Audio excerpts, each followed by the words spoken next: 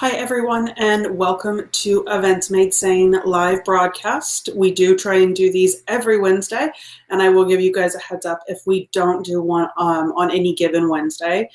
Today I'm excited because we're going to be talking about doing exclusive nonprofit events. And this is something that I think is really an interesting option, particularly right now in today's climate of, post-COVID, semi-still in COVID, of the things that can, or one of the things that you can do as a nonprofit to raise a lot of money without so much work and without bringing too many people together. So hosting an exclusive event for your nonprofit, again, is a great way to raise money. Now, when you do that, there's a couple things you need to do to make sure it is exclusive, and we're going to go through those things. Number one is that you want it to be invite only, and you want it to be very few tickets. So I would suggest in between 20 to 100 tickets. If you get over 100, it doesn't really feel VIP exclusive anymore. Now, unless you're normally dealing with crowds of 10,000, 100,000, you can raise that bar a bit, but not much further. If you want to do more than 100 people, or really believe that you can do that, I suggest breaking the event up onto different days or into different times. So you can host the same exclusive event or similar events, but do it over, a 4-week time period. Have, event A and then event B. The invites that you send out are the first impression of this event. So they need to be a step above what you normally send out. You can do, and I would really suggest you do, snail mail if you have the option, if you have everybody's addresses that you're going to want to invite. So again, you put together your exclusive invite list. These are the people you are inviting, and you send out that invite. The other thing about that invite is that the address is handwritten on it. People don't often open packages or mail that doesn't have a handwritten address on it. It makes it feel that much more special. Someone didn't just mail merge a label onto it or send it off to the printer with a mail merge, and they slapped the address on it and off it went. Put a real stamp on it.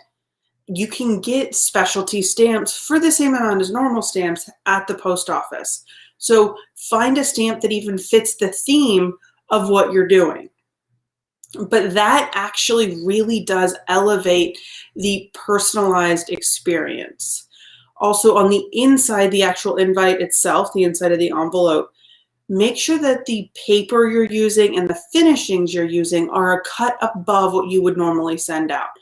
Don't throw it on printer paper, print it out, do a trifold, and walk away. Put it on a good quality paper. That feel, that linen, that satin feel really makes a difference. And printers have come a long way with their technology lately, and you can actually do some amazing embossing and gilding without having to buy the specialty plates and doing all of that. So talk to your local printer because they might have some really cool ideas on how to elevate your invite. If you are going to send out email invites, they need to be personalized. Make sure you're adding the name to both the subject and the body of the email itself. This really does help, again, level up the emails that you normally send out.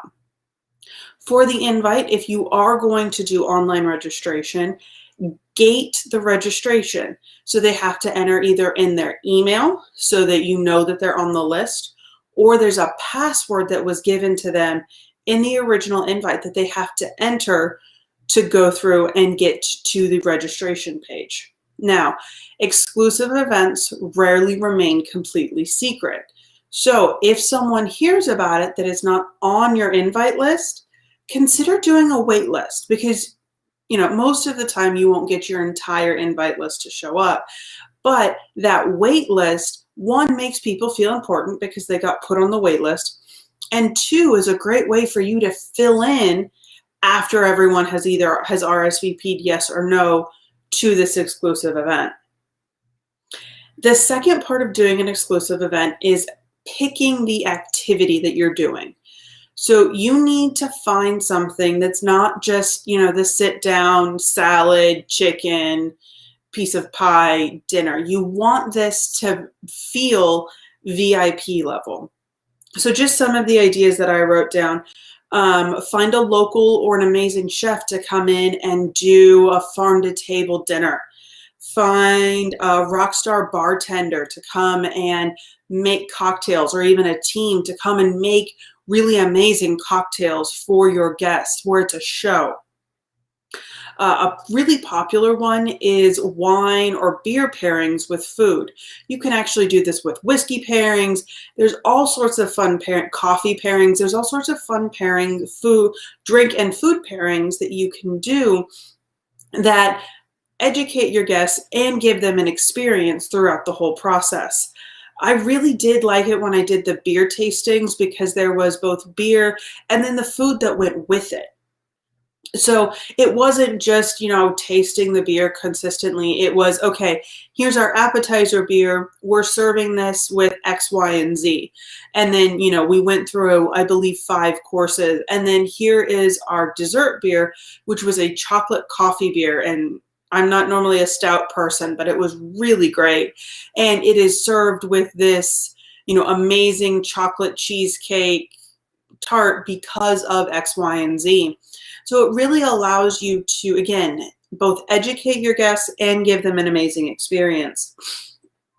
Another thing, another option is celebrity access. So find a celebrity, it can even be a local celebrity, and give your guests exclusive access to them. One of the events that I've done in the past that's actually been really popular is a local sports team allowed us to come in and talk to the coaches. And we didn't talk to the players, weren't there, none of that was there, but the coaches went through their playbook with us. We were able to ask questions from them, and it was access that a lot of people don't normally get to these coaches. So that's a great way you can partner with either with your local sports team. Think about your college sports teams, even if you have a really amazing high school team. And it doesn't even have to be, the mainstream football, baseball. Think about the other sports that might really be interesting in your area or be interesting to your target market for this event.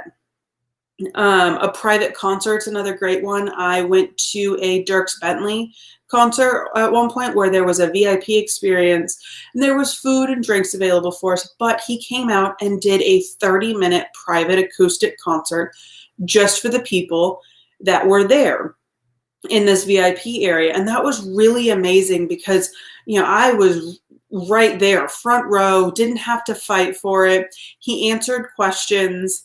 And it was really worth the money. So consider that private concert. And it can be, a big name. It can be a local name. And also consider even the pianist or the local music prodigy that it's out there. Those are really great options for this. Also consider the pre-launch of a product or service. We're inviting you to the pre-launch of this and allowing you first dibs on everything, first dibs on purchasing the product or signing up for the service. The last one that's kind of interesting is doing a learning option, which is where you come in and you give people your knowledge for something. Some people call these master classes. There's a lot of words for those. And I would suggest if you're going to do that, doing a series of them. And maybe consider doing those as a breakfast or lunch item. That is more for the business side, but it is an option that I wanted to throw out. The next part is picking your venue. Now, the venue is really important for this event because the venue is really going to be one of the things that sets the stage for your event. For the sports team that I was talking about, they actually allowed us to come into their war room, so to speak, where the team would normally gather together and they'd go over the plays, they'd go over the past games. And that was really cool to be in that space. Now, we did have to use specific caterers. There was a lot of rules that went with that, but it just really elevated that experience because it's like you were a player there.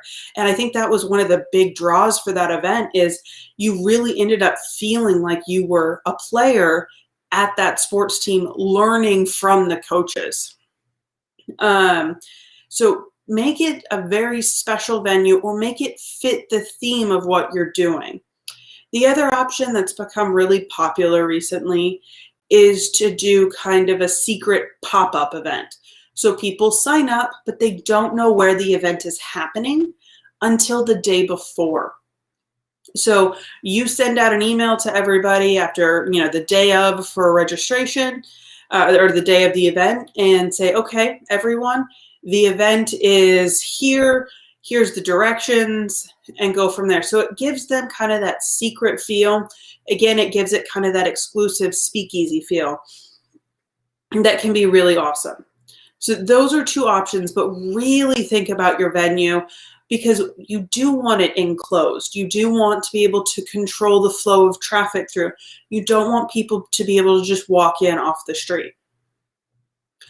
The last big thing about doing an exclusive event is the follow through.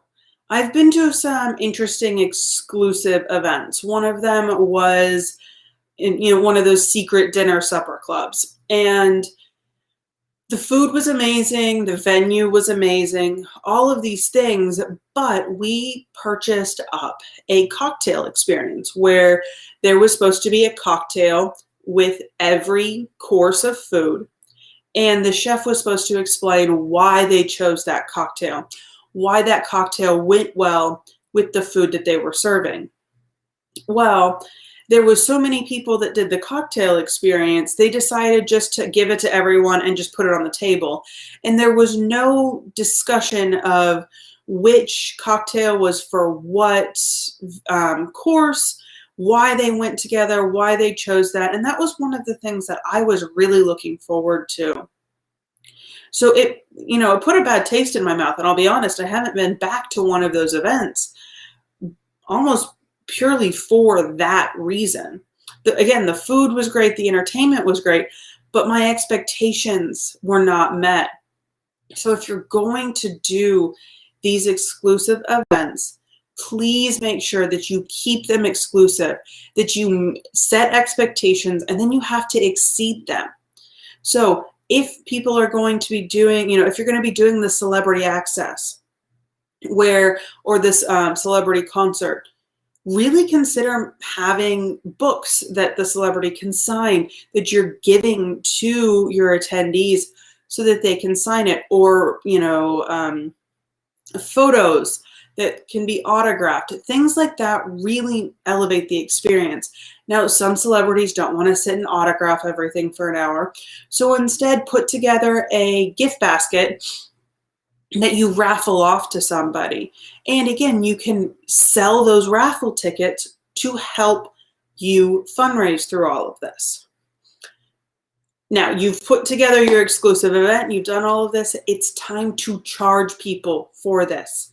You need to make sure your ticket prices are commensurate with what you are giving people.